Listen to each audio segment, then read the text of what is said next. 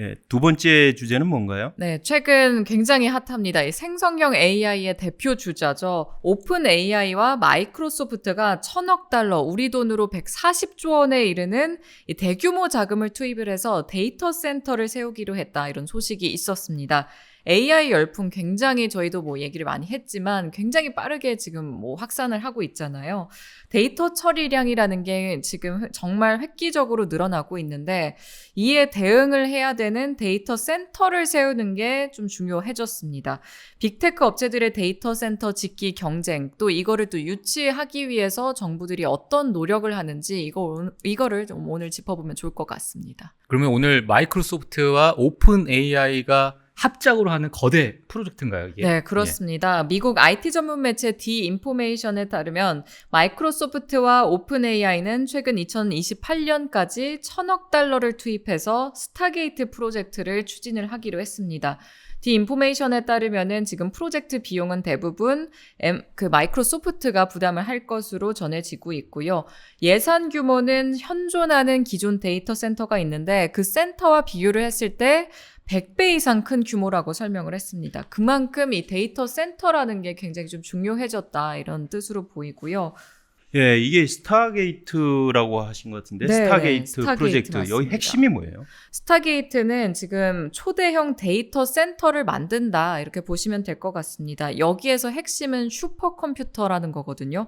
오픈 AI의 AI 모델을 좀 구동을 하기 위해서는 특별히 제작한 수백만 개의 또 칩이 있는데 이 서버 칩이 들어갈 전망입니다. 스타게이트 프로젝트는 총 5단계로 이루어진 AI 인프라 구축 작업의 일부인데 현재는 3단계 중반 수준에 좀 돌입한 것으로 전해졌습니다. 아, 5단계 중에 3단계예요? 네. 아, 그러면 이제 저희가 스타게이트 알겠는데 예. 데이터 센터라는 것 자체를 사실 많은 투자자분들이 도대체 데이터 센터가 뭐냐 이렇게 물어보시는 분들이 많을 것 같아요. 맞아요. 좀 생소할 것 같은데요. 좀 간단히 설명을 드리면은 데이터 센터는 1940년대 초에 등장을 하긴 했습니다. 예. 크게는 좀 연산 처리 기능을 하는 대형 서버, 뭐 저장 장치, 네트워크 장비 등으로 구성이 되어 있는데 과거에는 컴퓨터 장비도 굉장히 좀 컸잖아요. 뭐 복잡한 케이블 선도 있었고 보안 등도 있었고 이런 걸 고려를 해서 대부분 회사 내에서는 뭐 자체 데이터 처리를 위해서 좀 데이터 센터를 사내에다가 세워왔었거든요. 그런데 또 인터넷이 활성화되고 기업들이 생성하고 저장하는 데이터 양이 좀 굉장히 크게 늘어나고 또 통신 기술까지 빠르게 발전을 하면서 원격 하드웨어에서 애플리케이션을 또 실행할 수 있게 됐습니다. 그래서 제3자가 운영을 하면서 임대하듯이 데이터 센터를 활용하는 이 클라우드 시대가 열렸다고 볼 수 있거든요. 특히 2019년에는 또 5G 상용화도 있었고 2020년에는 코로나19 팬데믹이 또 있었고 이것 때문에 디지털 전환이 굉장히 좀 최근 몇 년 사이에 굉장히 빨라졌거든요. 그래서 데이터 센터의 수요가 더 늘어났다 이렇게 볼 수 있습니다. 이에 더해서 AI 열풍까지 가세를 하면서 엄청난 양의 데이터를 얼마나 잘 처리할 수 있는지 이 경쟁에 빅테크들이 좀 뛰어드는 것 같습니다. 그래서 블룸버그 보도도 있었는데요. 세계 최대 사모펀드 운용회사 이 블랙스톤의 창업자 스티브 슈워츠먼도 AI 열풍으로 전 세계적으로 점점 더 많은 데이터 센터가 건립됨에 따라서 전력망의 과부하가 예상이 되고 이건 엄청난 투자 기회를 지금 만들 것이다 이렇게 말을 했습니다. 슈워츠먼은 AI 인프라를 제공하는 센터를 구축하기 위해 랜드러시가 진행 중이라면서 이 분야에 투자된 돈의 양은 본 적이 없을 정도로 놀랍다. 랜드러시는 지금 전 세계에서 벌어지고 있다 이렇게 강조를 하기도 했습니다. 앞서 블랙스톤은 전 세계적으로 AI 붐이 일면서 빅테크들이 점점 그때부터 더 많은 데이터 센터를 임차하기 시작했거든요. 이 2021년에 데이터 센터 운영업체인 이 QTS를 100억 달러에 인수를 해서 데이터 센터 사업에 미리 착수를 하기도 했습니다. 아, 그러면 최근에 데이터 센터가 얼만큼 늘어나고 있습니까? 추세가? 네, 이게 통계가 실제로 네네. 있는데요. 이게 지난 4월 17일 조사업체 시드니 리서치 그룹 자료입니다. 일반적으로 10만 대 이상의 서버를 운영하는 거를 대형 데이터 센터라고 하는데 이 데이터 센터를 의미하는 하이퍼스케일 데이터 센터 수가 지금 저 보시는 것처럼 그래프가 쭉 치솟고 있죠. 2023년 말에 전 세계 기준으로는 992개를 기록했고 올해 들어서만 지금 1000개를 벌써 돌파했다고 합니다. 시드니 리서치 그룹은 데이터 센터의 총 용량은 4년마다 2배로 증가한다 이렇게 강조를 했는데 생성형 AI 그 기술 때문이라고 좀 강조를 하기도 했습니다. 야, 이게 생성 AI라는 게 등장한 지 얼마 안 됐잖아요. 그렇죠. 2022년 예. 말인가요? 그러면 이제 시작했는데 저 정도면 앞으로 데이터 센터 엄청나게 늘어날 것 같은데요. 맞아요. 그래서 스태티스타 자료를 보면요. 생성형 AI 시장은 올해 666억 달러에서 2030년에는 2069억 달러로 굉장히 좀 크게 늘어날 것으로 전망을 했습니다. 대표적인 AI 수혜 기업인 엔비디아의 젠슨 황 CEO는 향후 수년 안에 생성형 AI 서비스를 위해서 1조 달러 규모에 달하는 데이터 센터가 지어져야 할 것 같다. 이렇게 언급을 직접 하기도 했거든요. 1조 달러면 말이에요. 우리나라 GDP가 얼마인지 아시죠? 1조 7천억, 8천억 하는데 네. 엄청납니다, 사실. 예. 정말 어마어마한데 그 데이터 센터의 중요성이 그만큼 굉장히 커졌다. 이렇게 볼 수 있을 것 같습니다. 그래서 데이터 센터 설비 투자 규모도 2024년에는 2250억 달러를 이미 넘길 전망으로 나오고 있습니다. 정말 월급 빼고 다 오르는 것 같습니다. 다 오르는데, 근데 예. 이 데이터 센터를 어딘가는 지어야 될 텐데, 예. 어디에 짓고 있어요? 이 빅테크들이 주로? 네, 그래서 빅테크 기업들이 데이터 센터의 거점 확보하는 게 지금 중요해졌거든요. 그래서 세계 여러 국가들을 둘러보고 있습니다. 각국 정부는 빅테크를 대상으로 투자 유치전에 돌입을 했습니다. 데이터 센터가 AI와 클라우드, 이 데이터 분석 등의 신기술에 기반이 되는 이 핵심 인프라 역할을 하는 만큼 그 가치도 좀 굉장히 높게 평가를 받고 있는 거거든요. 그래서 외신 보도 하나가 또 있습니다. 이게 4월 18일 니혼 게이자이 신문 보도인데요. 미국 IT 기업인 오라클은 올해부터 10년간 약 80억 달러, 1조 2천억 엔 이상을 투자해서 일본의 데이터 센터를 증설한다고 보도를 했습니다. 매체에 따르면은 이 오라클은 현재 데이터 센터를 운영하는 일본 도쿄, 또 오사카 이 두 곳을 중심으로 설비를 증설할 것으로 보이고요. 또 오라클은 정보 시스템도 정비를 하기로 했는데 데이터 센터 고객 지원 담당 인력을 일본 국내 거주자로 또 한정을 해서 일본 정부기관이나 금융사 등 이 기밀 데이터를 취급하는 고객사를 유치를 한다. 이런 계획까지 수립을 했습니다. 네, 일본이 오라클의 선택을 받게 된 이유가 뭘까요? 네, 일본 정부가 AI 디지털 등을 국가 전략 사업으로 정했거든요. 기업들을 대상으로 공격적인 지금 보조금 정책을 펼치고 있습니다. 그래서 사실 일본 데이터 센터 투자 계획을 알린 곳은 오라클뿐만이 아닙니다. 이런 추세 때문에 앞서 4월 9일에는 마이크로소프트가 일본에서 또 클라우드 컴퓨팅과 AI 사업을 확장하기 위해서 앞으로 2년간 29억 달러를 투자를 한다고 밝혔고요. 세계 최대 이커머스 기업인 아마존도 클라우드 서비스를 위한 인프라 구축을 위해서 지금 일본에 올해부터 4년간 2조 2,600억 엔을 투입한다 이런 방침을 세우기도 했습니다. 일본이 데이터 센터의 핫플레이스가 되는 예. 것 같은데, 예. 그래도 이제 일본만 가지는 않을 것 같고 다른 나라들도 열심히 유치를 할 것 같은데요. 맞습니다. 지금 영국과 중동 또 인도 등도 빅테크가 눈여겨보고 있는 지금 데이터 센터의 설립 거점 지역이거든요. 구글은 지난 1월에는 영국 런던 외곽에 데이터 센터를 건설하는 데 10억 달러를 투자를 했습니다. 구글이 2020년에 사들인 부지만 봐도 13만 제곱미터 규모에 달했고요. 또 마이크로소프트도 2026년까지 영국에 32억 달러를 들여서 데이터 센터를 확충을 하기로 했습니다. 그리고 아마존 웹 서비스도 이미 영국 정부와 5억 6천만 달러 규모의 클라우드 인프라 구축 계약을 지금 체결을 해서 이미 진행 중에 있고요. 또 뒤늦게 AI 인프라 구축에 나선 중동의 부국들, 여기도 지금 데이터 센터 구축에 정말 막대한 오일 머니를 쏟아붓고 있습니다. 그래서 사우디아라비아는 AI 기술을 2030년 전략의 핵심 산업으로 삼았고 국库펀드를 통해서 지금 400억 달러 규모를 좀 지원하는 방안을 또 추진하고 있고요. 엄격한 데이터 보호법 등으로 지금 글로벌 기업들이 좀 어려움을 겪고 있는데 해외 기업의 인프라 구축도 라이선스 획득 기준 이걸 좀 완화하는 이런 조치들도 검토를 하고 있습니다.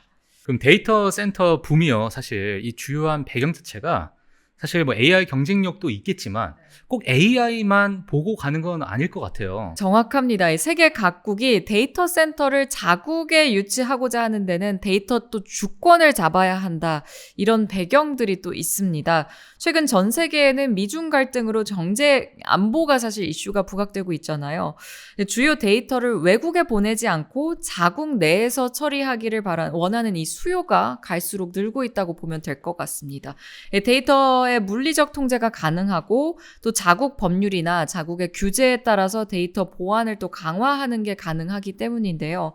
실제로 EU가 2018년 각 기업의 개인정보의 엄격한 관리를 요구하는 일반 데이터 보호 규칙, 이 GDPR을 발효한 것이 대표적입니다. 이 GDPR이라는 게 General Data Protection Regulation의 약자인데 기업이나 조직이 EU 회원국에서 이루어지는 거래와 관련해서 EU 시민의 데이터와 또 개인정보를 보호하도록 하는 데이터 보호 규정입니다. 쉽게 말해서 기업에서 EU 외부로 개인 데이터를 보내는 방식을 규제하는 거라고 보면 되는데 많은 사람들이 GDPR을 좀 세계에서 가장 강력한 데이터 보호 표준으로 간주를 하고 있는 상황이고요. 규정을 지키지 않은 기업들의 경우에는 2천만 유로, 이게 2,207만 달러 정도인데 이 정도를 내거나 또는 연간 글로벌 매출의 4%, 이 둘 중에 더 큰 금액에 해당하는 과징금을 내야 하는 또 법적 제재를 받게 됩니다. 100조 매출이면 예. 4조를 내야 돼요. 그러니까. 벌금으로. 네. 뭐 그 정도 낼 수 있죠. 네. 가볍죠, 뭐. 네, 근데 실제로 위반 사례가 이미 꽤 있습니다.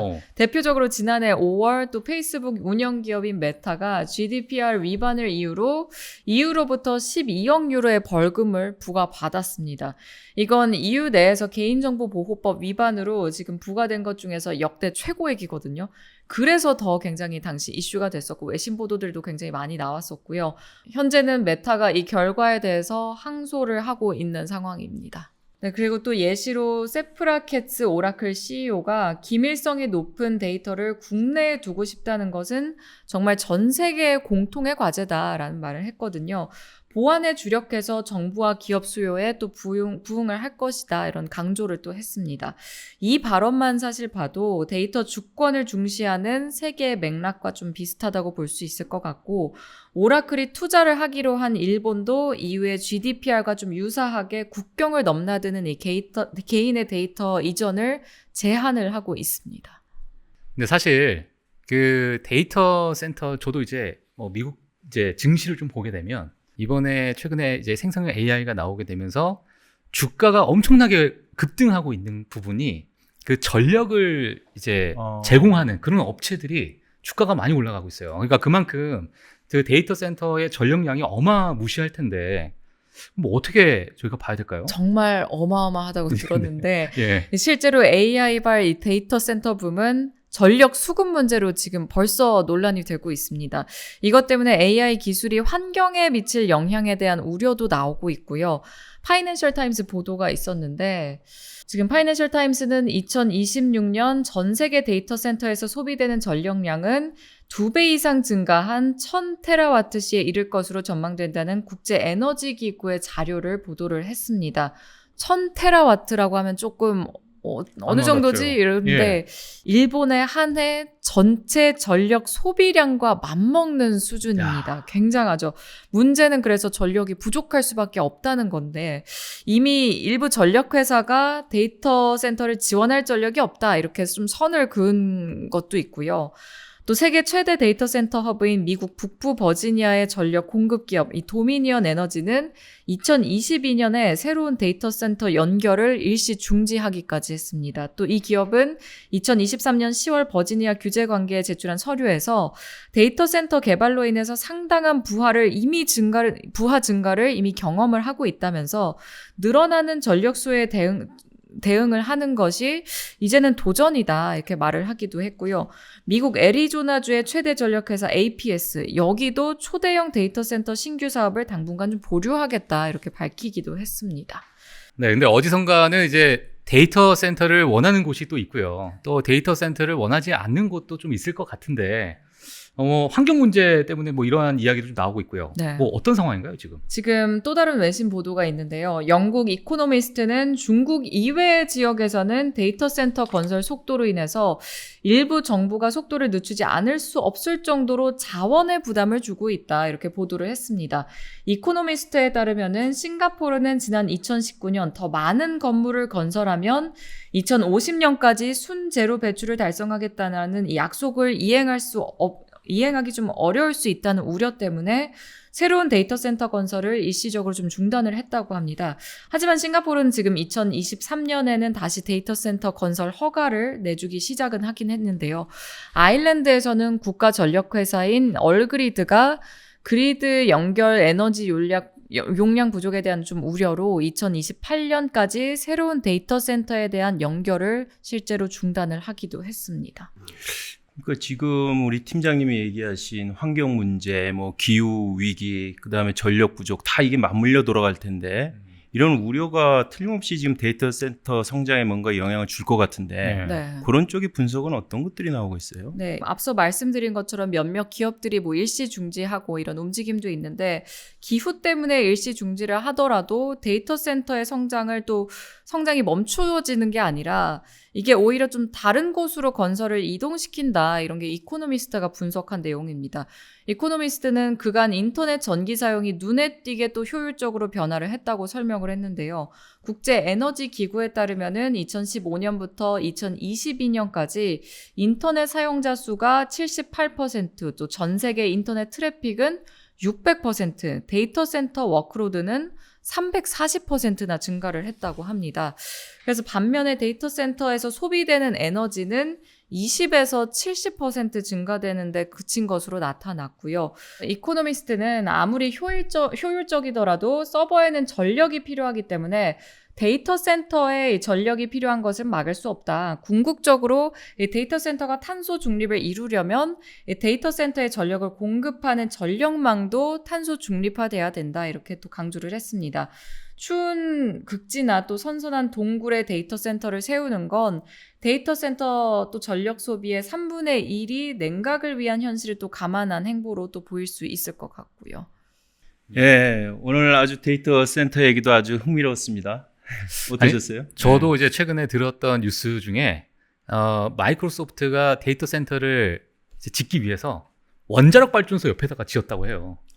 네, 원전 그대로 이제 받으려고. 그렇죠. 그만큼 네. 지금 에너지가 부족한 상태고, 그러니까 지금 상황에서 우리가 또 봐야 될 게 너무나 무분별하게 너무 기대감에 또 부풀어 있지 않을까라는 생각도 잠깐 좀 하는데, 예, 너무 이렇게 버블처럼 이렇게 그런 생각도 잠깐 들어봅니다. 지금 얘기 들어보니까. 네, 지금 예. 말씀하신 것처럼 미국이 예. 실제로 뭐 빅테크나 뭐 반도체 이런 업계들이 미국은 민간 원전들이 좀 많잖아요. 그렇죠. 예. 그래서 그 민간 원전 업체들과 또 계약을 맺어서 이미 선점을 해서 어떻게 우리가 전력을 빨리 이렇게 수요를 좀 채울 수 있을까 맞아요. 이걸 고민을 하는 것 같습니다. 네. 그리고 최근에 저희도 사실 용인 클러스터 얘기가 나오잖아요. 맞아요, 그래서 맞아요. 이거에 대해서도 우리나라가 어떻게 효율적으로 전력을 끌어올 수 있을지 이 부분도 미국을 보면서 조금 고민해야 되는 부분이 아닐까 싶습니다. 예, 오늘 이슈는 이제 그 데이터 센터였는데요. 데이터 센터 이제 생성 AI 열풍이 불면서 데이터 센터 설립 붐이 일고 있고, 근데 이 데이터 센터 이슈가 단순한 어떤 ICT 인프라 차원을 넘어가지고 전 세계에서 투자 유치를 경쟁을 할 만큼 상당히 어떻게 보면 외자 유치 이슈로도 지금 좀 확대되고 있는 것 같습니다. 그리고 동시에 전력 부족 문제는 우리나라 각국의 어떤 전력 산업 개편 이거하고도 맞물릴 것 같아요. 그래서 이 데이터 센터를 중심으로 한 외자 유치 그리고 동시에 이 전력 산업 개편 이것까지 함께 생각을 해볼 만했던 주제였던 것 같습니다. 네. 아주 흥미로웠던 네. 아주 좋은 주제 감사드리고요. 아직까지 그 구독과 좋아요 누르지 않으셨다면 꼭 눌러주시기 부탁드립니다. 감사합니다.